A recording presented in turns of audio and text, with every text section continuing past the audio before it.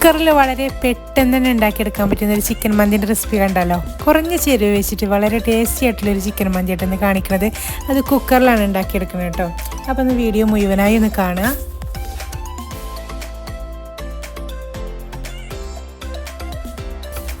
മൂന്ന് കപ്പ് മന്തി റൈസ് എടുത്തിട്ടുണ്ട് കേട്ടോ. അതൊന്ന് അരമണിക്കൂറോളം സോക്ക് ചെയ്യാൻ വെച്ചിട്ടുണ്ട്. ആ ഒരു സമയം കൊണ്ട് നമുക്ക് ചിക്കൻ ഒന്ന് കട്ട് ചെയ്തെടുക്കാം കേട്ടോ. അപ്പോൾ തൊലിയുള്ള ചിക്കനാണ് ഈ എടുത്തിട്ടുള്ളത്. അത് അത്യാവശ്യം വലുപ്പത്തിൽ ഒന്ന് കട്ട് ചെയ്തെടുക്കാം.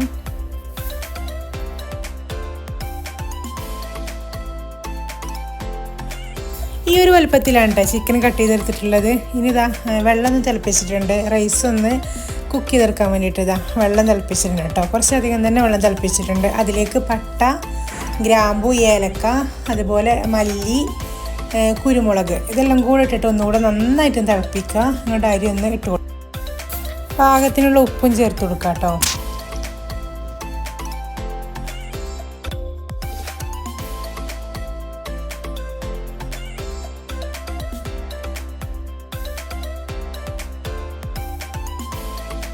വെള്ളമൊക്കെ നന്നായിട്ട് തിളച്ച് വന്നിട്ടുണ്ട് കേട്ടോ. ഇനി നമുക്ക് റൈസ് ഇട്ട് കൊടുക്കാം കേട്ടോ.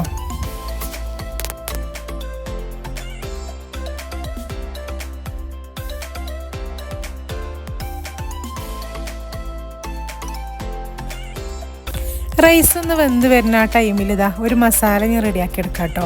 അപ്പോൾ അതിനുവേണ്ടി 4 ചിക്കൻ സ്റ്റോക്ക് എടുത്തിട്ടുണ്ട്. അതുപോലെ 2 പിടി വെളുത്തുള്ളി എടുത്തിട്ടുണ്ട് കേട്ടോ. കുറച്ചധികം തന്നെ വേണം കേട്ടോ. 2 പിടി വെളുത്തുള്ളി എടുത്തിട്ടുണ്ട്. അതുപോലെ 1.5 ടീസ്പൂൺ ചെറിയ ജീരകം എടുത്തിട്ടുണ്ട് കേട്ടോ. ഇനി ഇത് നന്നായിട്ട് പേസ്റ്റ് രൂപത്തിൽ അരച്ചെടുക്കണം കേട്ടോ. അപ്പോൾ ഇതാ ഇനി ഒരു കുക്കറിലേക്ക് നമ്മളെ ചിക്കൻ പീസ് ഒന്ന് നിരത്തി കൊടുക്കാം കേട്ടോ. ഇതുപോലെ ഒന്ന് നിരത്തി കൊടുക്കുക ഫുള്ളായിട്ട്.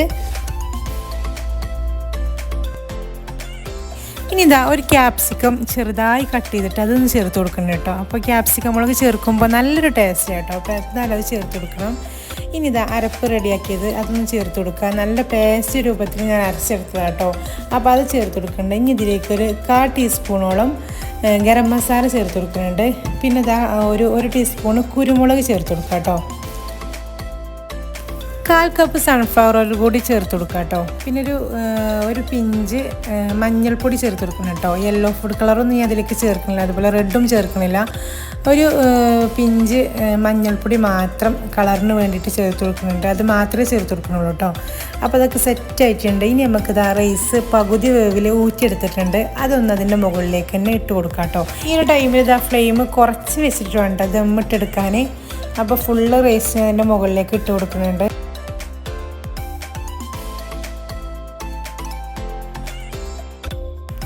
കളറിന് വേണ്ടിയിട്ട് ഇതാ ഞാൻ മഞ്ഞൾപ്പൊടി പാലിൽ കലക്കിയിട്ട് ഒന്ന് മുകളിൽ ഒഴിച്ച് കൊടുക്കുന്നുണ്ട് കേട്ടോ.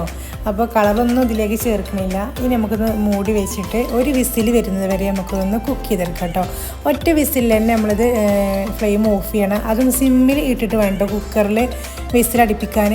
ഒരുപാട് തീ കൂട്ടി വെച്ച് പോകരുത് കേട്ടോ. അപ്പോൾ ഇതാ ഒറ്റ വിസിലിൽ ഞാനത് ഓഫാക്കിയിട്ടുണ്ടായിരുന്നു കേട്ടോ. അപ്പോൾ ഇതാ കുക്കർ മന്തി ഇവിടെ റെഡി ആയിട്ടുണ്ട് കേട്ടോ.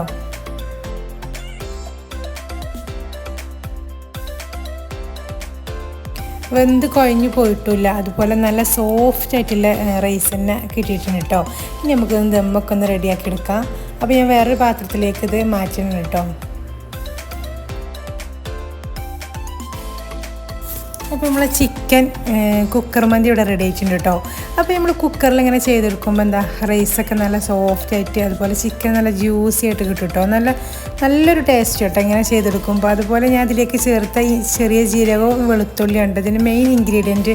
അപ്പോൾ അതിൻ്റെ ഒരു ടേസ്റ്റ് ഒരു പ്രത്യേക ടേസ്റ്റ് കേട്ടോ. വേറെ മസാലകളൊന്നും ഞാൻ അതിലേക്ക് ചേർക്കണില്ല.